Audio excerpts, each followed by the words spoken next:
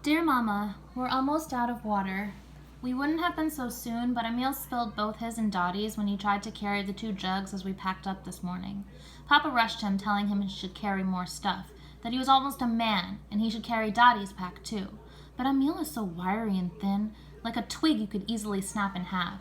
I'll bet Dottie could carry more. He did what he was told, and as he slung both his and Dottie's packs on his back, and as he was carrying the water jugs and the bedrolls, the jugs fell to the ground, the caps popping off. He didn't even notice it at first, but I did. I heard it before I saw it, the water making its glug-glug noise, creating a little stream in the dry ground. "Emil!" I yelled, and ran over to the water. I righted them in the sandy dirt, picked up the caps, and I screwed them on quickly as if moving fast would reverse the damage. Dottie and Papa just stared. I looked up to Emil's face. His mouth hung open. His eyes seemed so wide and helpless it made my chest hurt. Emil looked at Papa like a little dog about to be kicked. I stood up, holding the almost empty jugs, and stood in front of Emil facing Papa, putting myself between them. Papa slowly walked toward us. Emil lowered his eyes. Papa's mouth was a straight, thin line. He took the jugs from me and placed them on the ground. Then he silently lined up our other jugs and poured a bit of water from each and evened them out. He handed them back to us. "Don't spill it again. There's life in here. Treat it like that," he said to Emil with gritted teeth.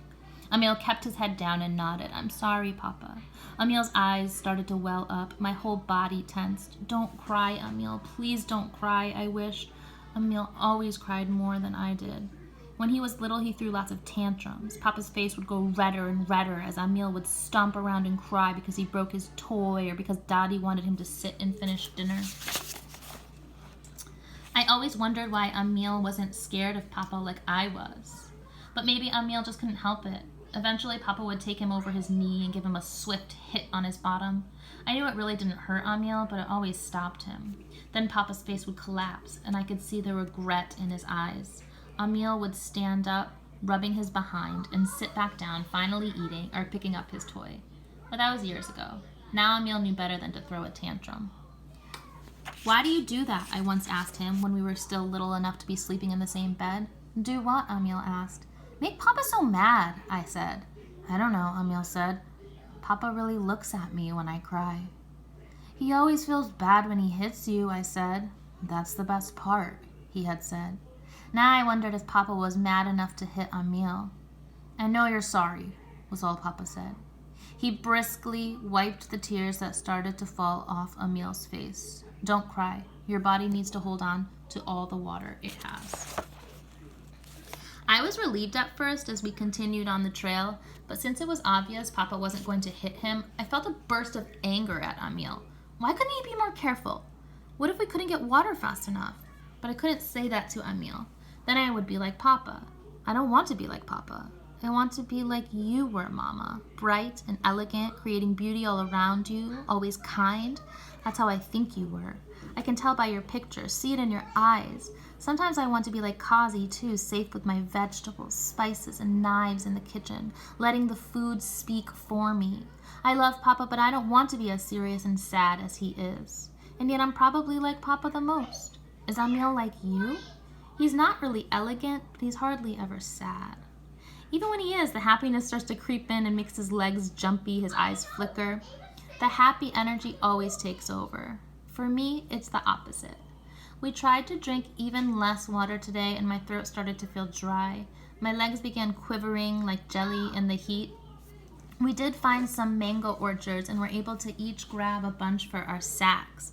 Papa said to eat only 2 a day. I ate one and saved the other for hours, feeling the weight of the mango hit my back as we walked. I finally ate it while we rested by some rocks. I opened the skin with my teeth and pulled the rest of it off with my hand and bit into it. The tangy, thick juice flooded my mouth and I shivered. My teeth sank farther into the soft, ripe flesh. After only eating old roti and dal and not much water, it was like eating a fruit custard made out of honey and butter. I wanted to stay there, resting, eating mangoes, the breeze blowing on me, almost like I was on holiday, not fleeing, the only home I've ever had. Kazi used to cut up every mango in 4 pieces, 2 large ones along the flat side of the big pit in the middle and 2 small ones along the edges of the pit. Amiel and I would fight over the pit, loving to gnaw every bit of the fruit off, its filmy stickiness coating our hands and face. Molly, can you close the door? Close it. Thank you. We've probably walked about 18 miles or more. We have almost used up our roti and dal, but we still have the dry rice, peas, and lentils. Will Rashid uncle be kind to us when we arrive there, Mama? It's so strange that we are meeting him now. I'm a little excited and also afraid. Does he hate Papa? All this time, your brother was 65 miles away, and we never knew it. My feet are burning even as I sit here and write. I only have 1 pair of worn leather sandals. I wrap my blisters in cool leaves, but they keep falling off. It still feels so strange to say that the ground where my sore feet step on is not India anymore, but a place called Pakistan. I feel bad for the people who carry many things piled on wagons and their backs. They tried to take too much. Papa says that once we are over the border, he will be able to find work easily, that doctors are always needed. Papa says his brothers will have a home for us in Jodhpur, and we will get new things eventually. That's why we barely took anything. I feel lucky that Papa is a doctor. It's the only thing I feel lucky about right now, as I try to sleep on my mat, flat against the earth, staring up at the clear sky through the fog of the mosquito net, my throat tasting like dust.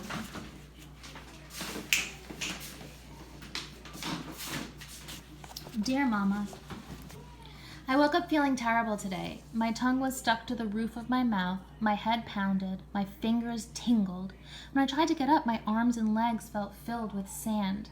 Amiel, I said, nudging him out of sleep, are you feeling strange? He mumbled something I couldn't understand. I looked over at Papa and he opened his eyes and we stared in a way that we never look at each other. Not like father and daughter, but simply like 2 people who are both scared. It made me see Papa suddenly as a person, not just my Papa, like a secret door had opened. And then he blinked and it was over. I crawled over my mat past Amiel, who had fallen back asleep, and I kneeled next to Papa. He put his hand on my shoulder. Today we will find water, he said. I nodded. I wanted to ask him how, but I didn't want him to take his hand away, so I kept silent, but he moved it anyway. I knew we couldn't walk 10 miles today without water. We only had a couple sips left in our jugs. Is your mouth dry? Papa asked, sitting up cross-legged on his mat. Not really, I murmured in a gravelly voice, turning away from him.